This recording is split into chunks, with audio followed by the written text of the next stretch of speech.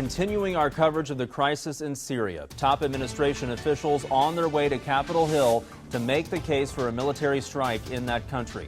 Already this morning, House Speaker John Boehner says he supports the president's call for action. NBC's Tracy Potts has more. Secretary of State John Kerry will tell lawmakers today if we don't punish Syria for using chemical weapons, Iran, Hezbollah, and al-Qaeda may see that as a green light to attack. He and Defense Secretary Chuck Hagel head to Capitol Hill this afternoon. Some lawmakers say that's not enough. We need the president to come to us and say, here's what we're going to do, here's how we're going to do it, here's the goals we hope to achieve, here's how we know when we will have achieved them.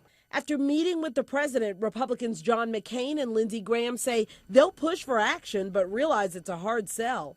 We urge the president to up his game and inform the American people. What does it mean if a side wins and the opposition loses? New this morning, McCain says his vote is still undecided. I can't support something that I'm afraid may be doomed to failure in the long run.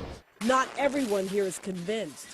I don't see any way that a civil war in Syria and the fact that this evil man is using chemicals to kill his own people, how that affects directly or indirectly our national security. That's what Kerry and Hagel are expected to explain here today. We will also hear today from General Martin Dempsey, the chair of the Joint Chiefs of Staff. Tracy Potts, NBC News, Washington.